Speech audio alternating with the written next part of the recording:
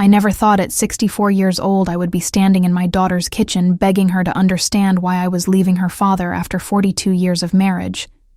But there I was with trembling hands and a suitcase by the door, watching her face turn from confusion to absolute fury as she screamed that I was destroying our family for a man I barely knew, and all I could think was that. For the first time in decades, I finally felt like I could breathe again. My name is Margaret Chen, and this is the story of how I discovered that life doesn't end at 60. And sometimes the bravest thing you can do is choose yourself, even when everyone you love tells you you're making the biggest mistake of your life. It started 6 months ago on a Tuesday morning in Seattle, when the rain was coming down in sheets against the windows of the community center where I volunteered twice a week. I had been married to Robert since I was 22, fresh out of college with dreams of becoming a journalist. But those dreams got folded away like old newspapers when I became pregnant with Emily, and then 3 years later with Daniel. Robert was a good provider, a mechanical engineer who climbed steadily up the corporate ladder while I stayed home with the children, and later worked part-time as an administrative assistant at a dental office. Our marriage wasn't unhappy exactly, but somewhere along the way, we had stopped being partners and become more like roommates who coordinated schedules and divided household tasks with the efficiency of a well-oiled machine, but without any real warmth or connection. The morning I met James Thornton, I was sorting donations in the back room of the community center, organizing winter coats by size, when I heard someone clear their throat behind me. I turned around and there he was, tall with silver hair and these incredibly kind brown eyes that seemed to actually see me, not just look past me the way most people did. He introduced himself as the new volunteer coordinator and asked if I needed any help with the sorting. We ended up talking for 3 hours that day about everything from the rising homelessness crisis in Seattle, to our favorite books, to the dreams we had let slip away over the years. He told me he was 66, a retired high school English teacher whose wife had passed away from cancer 2 years earlier, and that he was volunteering because he needed to feel useful again, needed to feel connected to something meaningful. If you're enjoying this story and want to hear what happens next, please click that subscribe button below because your support helps this channel grow and reach our goal of 1,000 subscribers, and I promise you this story gets even more intense from here. Over the next few weeks, James and I kept running into each other at the community center, and our conversations grew longer and deeper. He would bring me coffee in the mornings, always remembering that I liked it with just a splash of cream and no sugar. And we would sit in the break room talking about poetry and politics and all the places we wished we had traveled to when we were younger. He listened when I talked, really listened in a way that Robert hadn't in years, asking follow-up questions and remembering details from previous conversations. When I mentioned that I had always wanted to write, James didn't laugh or change the subject the way Robert always did. Instead, he asked what I would write about and encouraged me to start keeping a journal. I told myself it was just friendship, that there was nothing wrong with having a friend who made me feel interesting and alive again, but deep down, I knew I was lying to myself. The truth was that every time I saw James, my heart would skip a beat, and I found myself thinking about him at odd moments throughout the day while I was grocery shopping or folding laundry. I started taking more care with my appearance on the days I volunteered, wearing the nicer sweaters that had been pushed to the back of my closet, and even putting on a bit of makeup, which I hadn't done regularly in years. Robert noticed once, commenting sarcastically, that I must have an important meeting at the community center, and I felt a flash of guilt that quickly turned to resentment, because where had he been for the past 20 years when I stopped putting on makeup? Because what was the point when he barely looked at me anyway? The turning point came on a Friday evening in late October when the community center hosted a fundraising dinner. James had asked me weeks earlier if I would be willing to help organize it, and I had thrown myself into the planning with an enthusiasm I hadn't felt in years. Robert said he was too busy with work to attend, which didn't surprise me, but it did hurt in a dull, familiar way that I had grown accustomed to over the years. The dinner was a success, and afterward, while we were cleaning up, James suggested we grab a drink at a quiet bar nearby to celebrate. I should have said no, should have gone home to my empty house and my absent husband. But instead, I heard myself saying, yes. We ended up at a small wine bar in Capitol Hill, sitting in a corner booth with candles flickering on the table between us. The conversation flowed easily, as it always did, But there was something different that night. An electricity in the air that made my skin tingle and my breath catch. James reached across the table and took my hand. And suddenly we weren't talking anymore. We were just looking at each other. And I saw something in his eyes that I hadn't seen directed at me in so long, that I had almost forgotten what it felt like to be desired. To be seen as a woman and not just a wife or a mother or a grandmother. He told me that he hadn't felt this way since his wife died, that he had thought that part of his life was over, but that meeting me had awakened something in him that he thought was gone forever. I started crying right there in the bar, ugly tears that ruined what was left of my mascara. Because here was this wonderful man telling me everything I had been desperate to hear for years, and I was married, had built an entire life with someone else, even if that life had become more about obligation than love. James handed me his handkerchief, an actual cloth handkerchief which seemed impossibly romantic and old-fashioned, and told me that he understood if this was too complicated, but that he needed me to know how he felt, because life was too short to leave important things unsaid. Please take a moment to subscribe to the channel if you haven't already, because these stories take time to create, and your subscription really does make a difference in helping us reach more people who might need to hear stories like this one. I went home that night, and lay awake next to Robert listening to him snore and feeling like I was being torn in two. Part of me wanted to wake him up and tell him everything, to see if there was any way to salvage what we had built together over 4 decades. But another part of me, the part that was growing louder and more insistent with each passing day, knew that what Robert and I had wasn't worth saving, because you can't salvage something that has been slowly dying for years. Something that maybe had never been truly alive in the way it should have been. I realized lying there in the dark that I had spent 42 years living for everyone else, being the dutiful daughter who married the reliable man her parents approved of, being the devoted mother who put her children's needs before her own dreams, being the supportive wife who smiled through countless company dinners while her husband talked shop with colleagues and never once asked her opinion on anything that mattered. The next morning at breakfast, I tried to talk to Robert about us, about how disconnected we had become. But he was reading something on his tablet and barely looked up, just made a non-committal sound and said we were fine, that all old married couples went through phases like this. That word fine hit me like a slap because I realized that for Robert, fine was good enough, that he was perfectly content with this half-life we were living where we occupied the same space, but existed in completely separate worlds.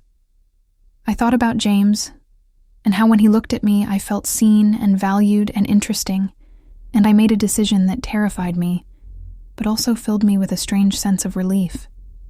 Over the next few weeks I started planning my exit strategy, which sounds cold and calculated when I say it like that, but really it was just me trying to figure out how to untangle myself from a life I had been living for so long that I didn't know who I was without it.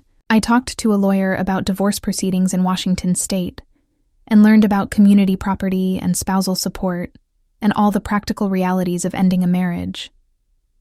I looked at apartments online, small one-bedroom places where I could start over and maybe finally figure out who Margaret Chen was when she wasn't defined by her relationships to other people. And I continued seeing James not in secret exactly, but not broadcasting it either, meeting him for coffee and walks around Green Lake and long conversations that stretched for hours and made me feel more alive than I had felt in decades. I knew I needed to tell my children before I told Robert because they deserved to hear it from me first, not through the family grapevine, or in the aftermath of their father's shock and anger. I decided to tell Emily first because she was the oldest, and because I thought maybe as a woman she might understand even a little bit what I was going through.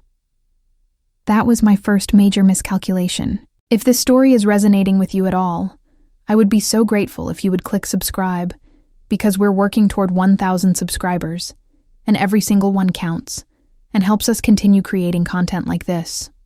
I drove to Emily's house in Bellevue on a Saturday afternoon when I knew her husband would be at his golf club, and the grandchildren would be at various activities. She made tea, and we sat in her beautiful designer kitchen, with its marble countertops and stainless steel appliances, and I tried to find the words to explain what I was about to do. I started by telling her that I loved her and her brother more than anything in the world, and that nothing I was about to say changed that. Then I told her that I was leaving her father, that I had met someone who made me remember what it felt like to be happy, and that I couldn't spend whatever years I had left living a life that felt like I was slowly suffocating. The look on Emily's face went from concerned to confused, to absolutely horrified in the space of about 10 seconds. She set down her teacup with a sharp click and asked me to repeat what I had just said as if she couldn't possibly have heard me correctly. When I did, she exploded in a way I had never seen from my normally composed daughter. She asked me how I could do this to Dad after everything he had done for us, how I could be so selfish and so stupid at my age, whether I had completely lost my mind. When I tried to explain about James, she cut me off and said she didn't want to hear about my boyfriend, which she said with such contempt that it stung more than I expected, and that if I went through with this, I would be destroying not just my marriage, but our entire family. I tried to stay calm to explain that her father and I had been unhappy for years, even if we had hidden it well, but Emily wasn't interested in hearing it. She said that all marriages go through rough patches, and that you don't just throw away 42 years because you're having some kind of midlife crisis, except she corrected herself with a bitter laugh and said end-of-life crisis since I was 64 years old and should know better. She told me I was being ridiculous, that I was embarrassing myself, and that this James person was probably just using me for something, though she couldn't seem to articulate what that might be. When I stood up to leave because it was clear this conversation wasn't going anywhere productive, she followed me to the door and said that if I left her father, I shouldn't expect her to support my decision or to have any kind of relationship with my boyfriend, and that she would make sure the grandchildren knew exactly what kind of person their grandmother really was. I drove home crying so hard I had to pull over twice because I couldn't see the road. Part of me wanted to call the whole thing off to just go back to my safe, boring life where at least my daughter didn't look at me with disgust and disappointment. But then I thought about what James had said about life being too short to leave important things unsaid, and I realized that life was also too short to keep living for other people's approval, even when those people were your own children. Telling Daniel was somehow both easier and harder. He lived in Portland with his partner Marcus, and when I called and asked if I could drive down to see him, he immediately knew something was wrong.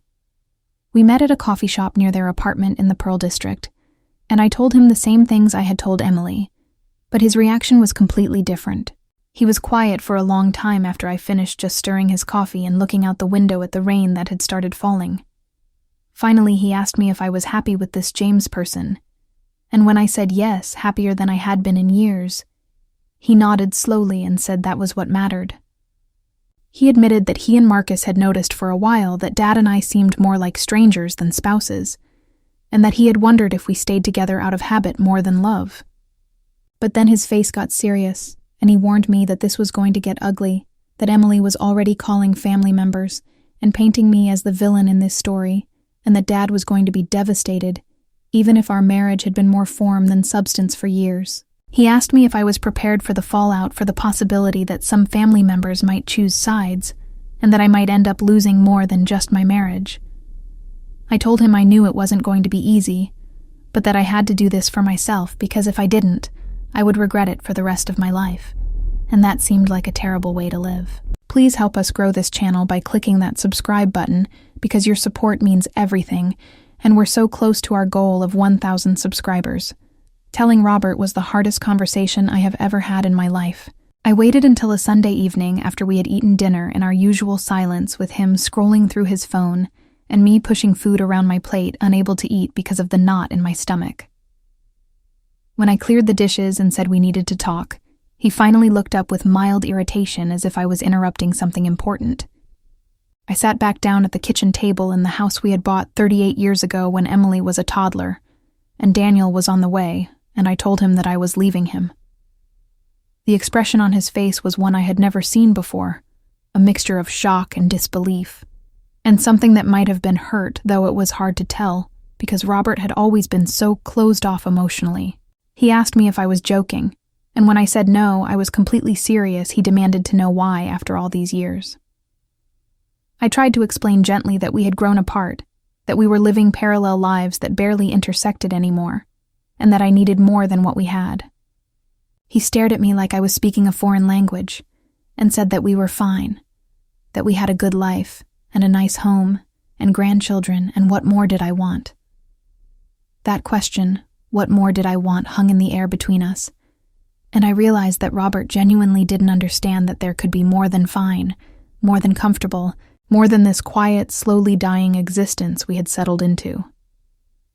I took a deep breath and told him about James, not about falling in love exactly, but about meeting someone who made me feel seen and valued and alive again.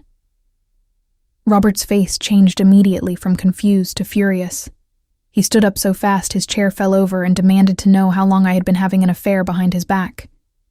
I tried to explain that it wasn't an affair, that nothing physical had happened between James and me. But Robert wasn't listening. He was pacing the kitchen and calling me names. I won't repeat here in saying that after everything he had done for me, providing a good life, giving me children and a home, this was how I repaid him. I let him rage for a while because he deserved that much at least. And then I quietly told him that I had already spoken to a lawyer and that I would be moving out at the end of the month. That seemed to deflate him somehow, and he sank back down into his chair, looking older and smaller than I had ever seen him.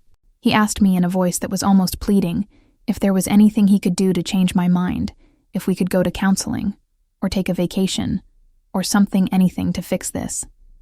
And for a moment, I wavered, because this was the most emotion Robert had shown me in years, and there was a part of me that still remembered the young engineer I had married, who had seemed so steady and reliable and safe.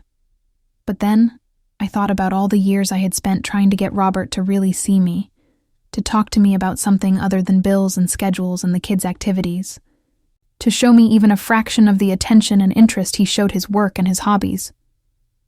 I thought about all the times I had suggested date nights or weekend trips, or even just going for a walk together, and he had been too busy or too tired or just not interested. I thought about how I had slowly made myself smaller and quieter and less demanding because it was easier than constantly feeling rejected and disappointed. And I realized that his sudden willingness to try, now that I was leaving, wasn't real change. It was just panic at losing the comfortable life he had taken for granted. I told him no, that it was too late for counseling or grand gestures, and that I needed to do this for myself.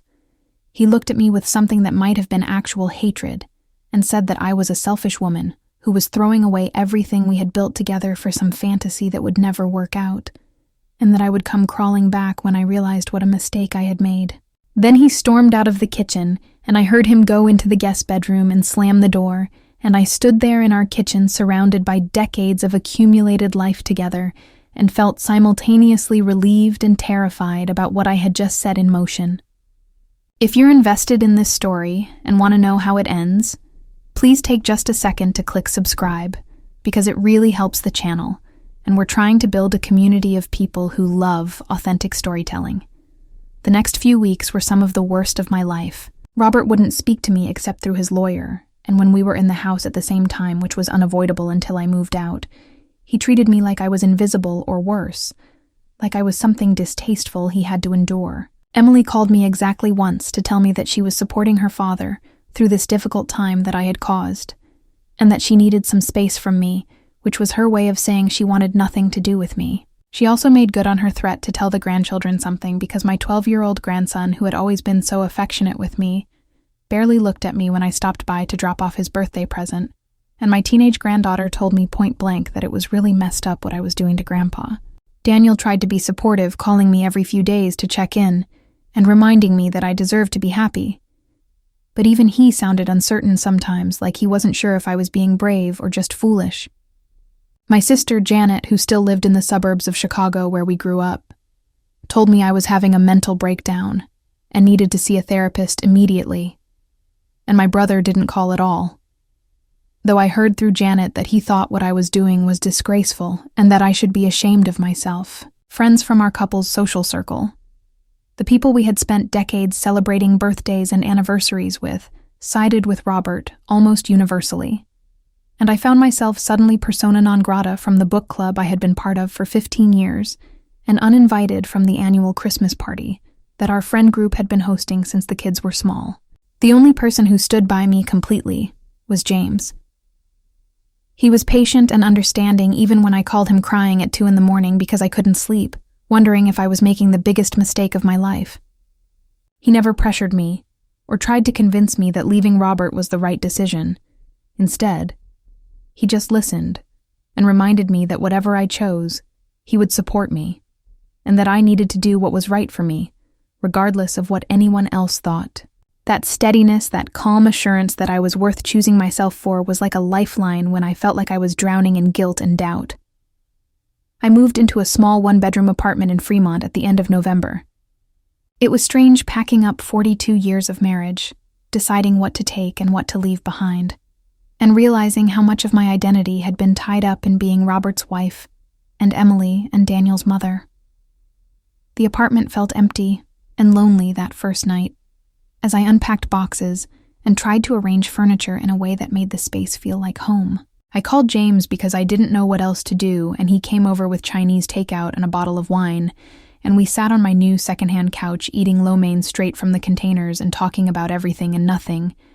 And slowly, the apartment started to feel a little less empty. The divorce proceedings were contentious and dragged on for months. Robert's lawyer painted me as an unfaithful wife who had abandoned her marriage for a cheap affair which wasn't true, but was close enough to the truth that it stung. My lawyer argued that we had been living essentially separate lives for years, and that I was entitled to half of everything we had accumulated during our marriage, which sent Robert into a rage, because he felt like he had earned everything, and I had just been along for the ride. We eventually settled with me getting the house which Robert could buy me out of over time, or we could sell. Half of his retirement accounts, and spousal support for a period of time, since I had sacrificed my career to raise our children and support his career advancement. Subscribe to the channel if you're enjoying Margaret's journey, because we have more incredible stories coming and your subscription helps us keep creating this content. What hurt more than the legal battles and the division of assets was the continued silence from Emily.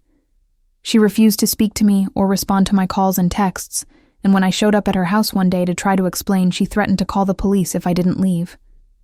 Daniel told me to give her time, that she was processing a lot of emotions and taking out her anger on me, because it was easier than examining her own marriage, which he hinted wasn't as perfect as Emily liked to pretend. But as the months went by with no word from my daughter, I started to wonder if our relationship was permanently broken, if by choosing myself I had lost her forever. James was endlessly patient through all of this. He never complained when I had to cancel plans because of meetings with lawyers, or when I spent entire evenings crying about my fractured family.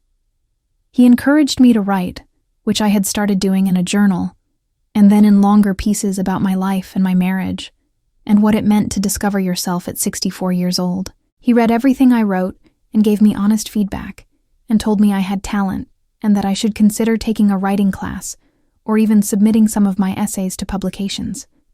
6 months after I moved out of the house, I shared with Robert. I took James up on his suggestion and enrolled in a creative writing class at the community college.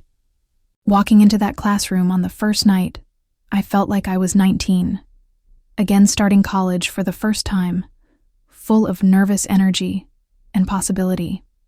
The other students were mostly younger than me, but not all, and the teacher was a woman in her 50s who had published 2 novels and several short story collections. When she asked us to introduce ourselves and explain why we were taking the class, I said that I was there because I had spent most of my life living for other people, and I wanted to finally do something just for me, because I loved it, and not because it served anyone else's needs. The class became a sanctuary for me, a place where I was just Margaret, not Margaret the ex-wife, or Margaret the bad mother who abandoned her family, but just Margaret who was learning to write and discovering that she had stories to tell and a voice that deserved to be heard. I wrote about my marriage and my divorce and the complicated feelings of liberation and loss that came with starting over at 64. I wrote about my children and the pain of estrangement from Emily and the gratitude I felt for Daniel's support. I wrote about James and falling in love again, when I thought that part of my life was over, and about the guilt that came with being happy when so many people I loved were angry at me.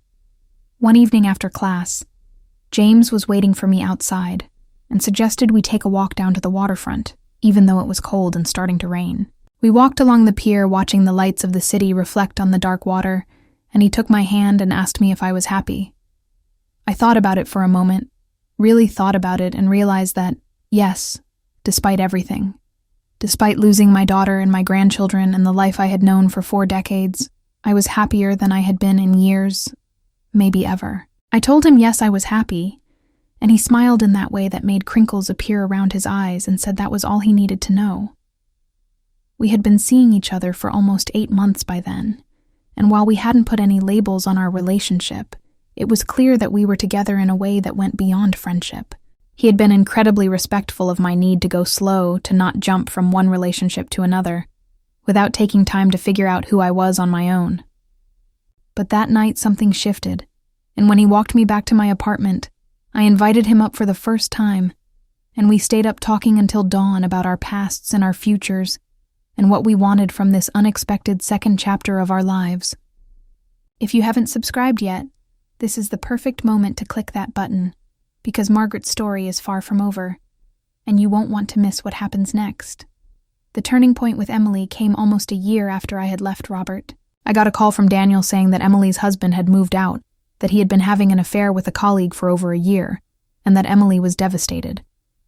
My first instinct was to rush over to her house, but Daniel warned me that she probably wouldn't let me in, that she was still too angry and hurt. Instead, I wrote her a letter, a real handwritten letter on nice stationery that I bought specifically for this purpose.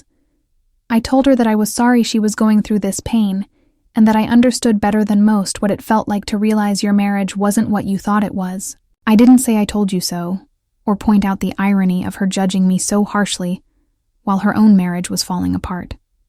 Instead, I just told her I loved her, and that I was there whenever she was ready to talk, and that nothing she said or did would change the fact that she was my daughter, and I would always be in her corner. I didn't hear anything for 2 weeks, and then late one night my phone rang, and it was Emily, and she was crying so hard I could barely understand her.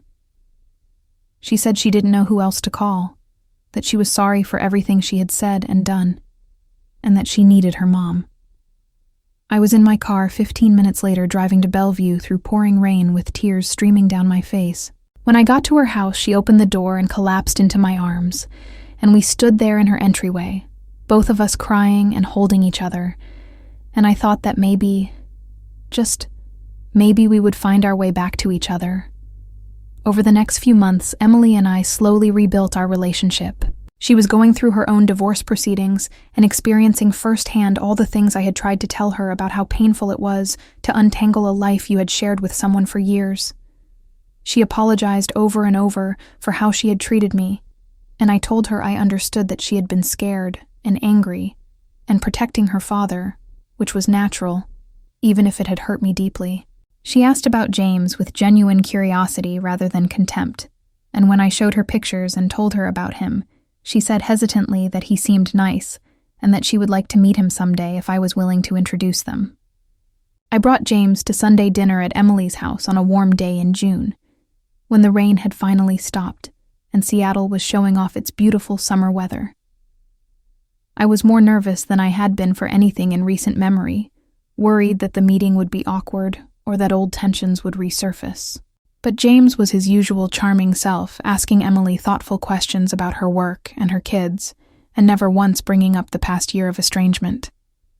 By the end of the evening, Emily pulled me aside in the kitchen and said she understood now why I had left her father, that she could see the way James looked at me like I was the most fascinating person in the room, and she couldn't remember the last time she had seen anyone look at her father that way, or him look at anyone that way either.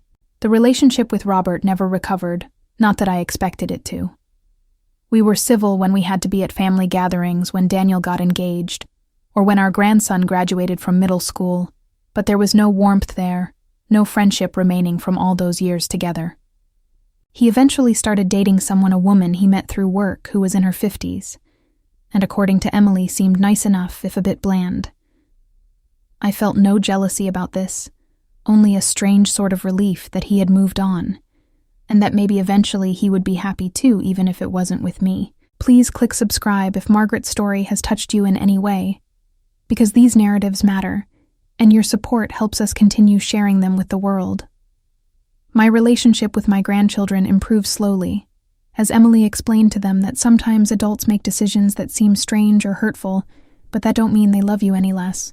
My grandson started texting me again, sending me memes and asking me about my writing, which he thought was cool in that way teenagers have of being surprised that their grandparents are actual people with interests. My granddaughter remained more distant, but softened somewhat, especially after her father moved out, and she saw her mother going through her own romantic crisis, and maybe understood a bit better that relationships are complicated, and that people are rarely as simple as villains or heroes.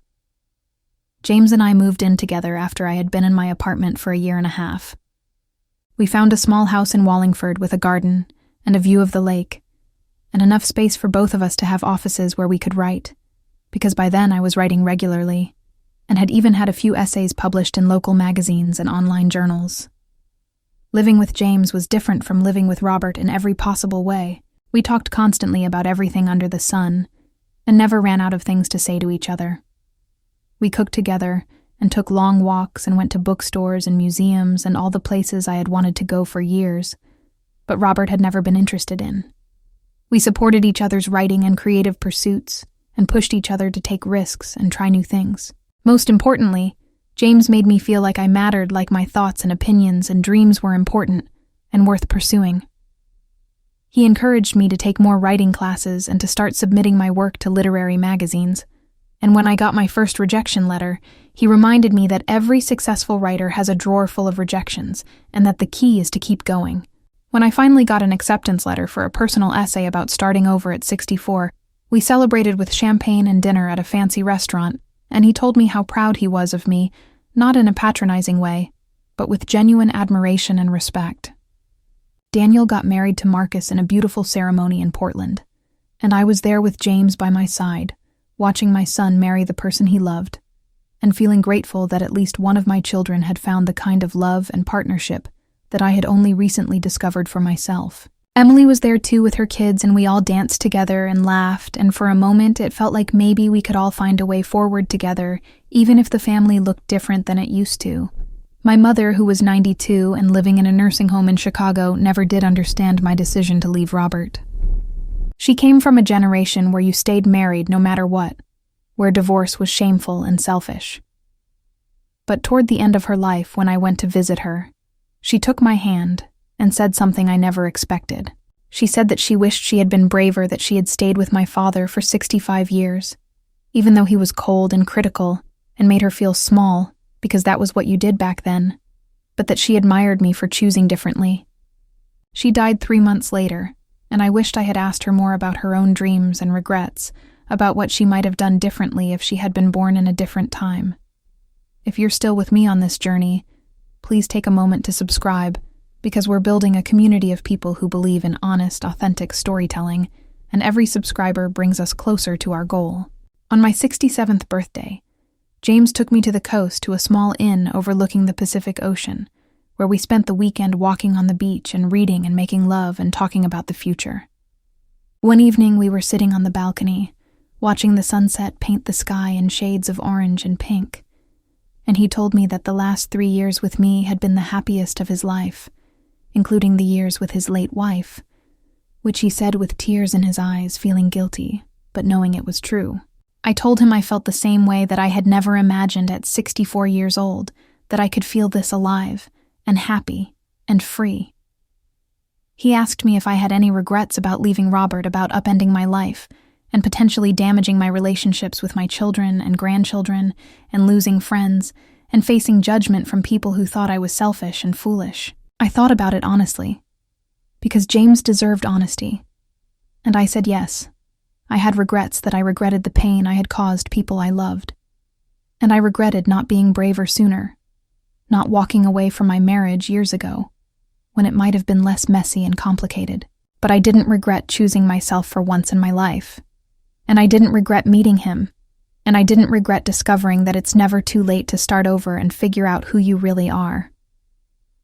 Looking back now, 3 years after that Tuesday morning when I met James at the community center, I understand that my story isn't really about leaving a marriage or falling in love again in my 60s. It's about discovering that you are never too old to choose a different path, to decide that the life you're living isn't the life you want, and to be brave enough to change it. It's about learning that other people's approval and comfort are not more important than your own happiness, and that sometimes the kindest thing you can do for everyone, including yourself, is to be honest about what you need, even when that honesty is painful. Emily and I have a relationship again, not the same as it was before, but maybe in some ways better, because it's built on honesty and mutual respect, rather than on assumptions and obligations.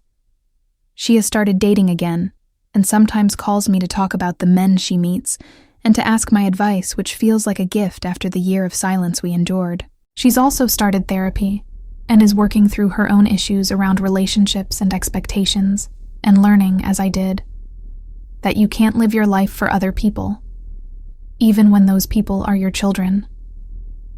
Daniel and Marcus moved to Seattle last year to be closer to family, and we see them regularly for dinners and game nights and long conversations about everything and nothing. Daniel told me once that watching me choose happiness over security had given him courage to make his own choices to live authentically and not worry so much about what other people thought.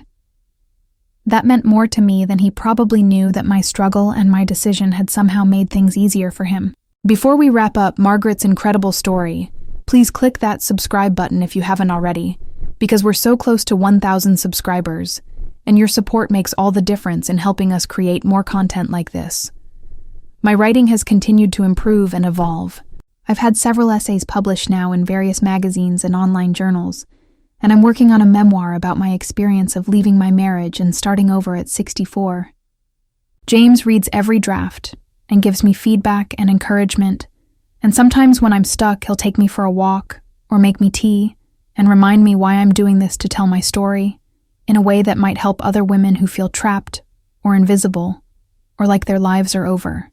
I think about the Margaret who stood in her daughter's kitchen 3 years ago with a suitcase by the door, terrified and exhilarated and uncertain if she was making the right choice. I want to reach back through time and tell her that yes, it's going to be hard, harder than you can imagine, and you're going to lose things you thought were unlosable, and people you love are going to disappoint you and hurt you. But I also want to tell her that she's going to discover parts of herself she didn't know existed, that she's going to write and create and fall in love and feel more alive at 67 than she did at 27. I want to tell her that choosing herself isn't selfish, it's necessary, and that she deserves to be happy and fulfilled and seen. The truth is that life doesn't end at 60 or even at 64. It continues and changes and offers new possibilities if you're brave enough to reach for them. Society tells us, especially as women, that after a certain age, we should fade into the background, should be content with our roles as mothers and grandmothers, and should stop wanting or needing or dreaming of more. But I'm here to say that's a lie, that you are never too old to reinvent yourself, to fall in love, to pursue your passions, to make difficult choices that prioritize your happiness and well-being. James often says that meeting me changed his life, that after his wife died, he thought he was just marking time until it was his turn, but that I showed him there was still so much living to do. What he doesn't realize, or maybe he does, is that he saved me too. Not in some dramatic, romantic way, but in the quiet, persistent way of seeing me, truly seeing me, and reflecting back a version of myself that was interesting and valuable and worth choosing. He gave me permission to want more, to believe I deserved more. And that gift is something I'll be grateful for every day for the rest of my life. If there's one thing I want anyone listening to take away from my story, it's this. Your life is yours, to live, not your spouse's or your children's or your parents' or society's, but yours. And if you're living a life that doesn't feel authentic or fulfilling or joyful, then you have the power to change it. It won't be easy and people will judge you, and you might lose things you thought you couldn't live without. But you'll also gain things you never imagined were possible: freedom and authenticity, and the profound satisfaction of knowing that you were brave enough to choose yourself.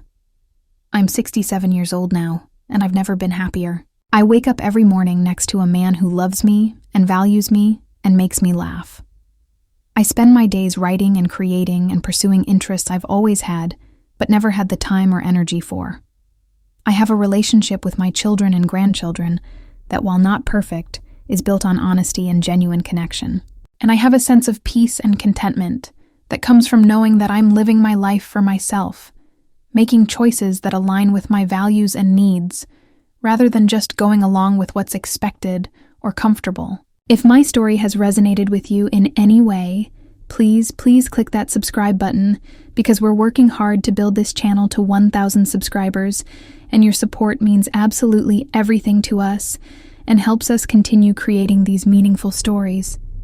At 64, his words went through me and I realized I was alive again, truly alive for the first time in decades. It took leaving a marriage I had outgrown, losing friends who couldn't understand my choices, and facing judgment from people who thought I should be content with what I had. It took courage and faith, and a willingness to step into the unknown without knowing how things would turn out. But it was worth it, every difficult moment, every painful conversation, every night spent wondering if I had made a terrible mistake. Because on the other side of all that fear and uncertainty was a life I actually wanted to live, a life that felt authentic and fulfilling, and mine. So if you're reading this, or listening to this, and you're in a marriage or a situation that makes you feel invisible or trapped, or like you're slowly disappearing, I want you to know that it's not too late. It's never too late to choose yourself, to prioritize your happiness, to pursue your dreams, to start over. You deserve to feel seen and valued and loved, not just by others, but by yourself. You deserve to wake up excited about your day instead of just going through the motions. You deserve to be more than fine, to have a life that's rich and meaningful and full. And if people judge you for making choices that prioritize your well-being, let them. Their judgment says more about their own fears and limitations than it does about you. The people who truly love you will come around eventually, or they won't. And as painful as that is, you'll survive it. Because choosing yourself is always worth it in the end. Thank you for listening to my story, for taking this journey with me through the hardest and best decision I've ever made. Thank you for subscribing. If you did, and if you haven't yet, please take just a moment to click that button, because your support truly makes a difference and helps us reach our goal of 1,000 subscribers. Remember that your story matters too, whatever it is, wherever you are in your journey, and that it's never too late to write a new chapter 1. That's honest and brave and authentically yours. This is Margaret Chen, and this was my story of discovering at 64 that life doesn't end, it just begins again if you let it.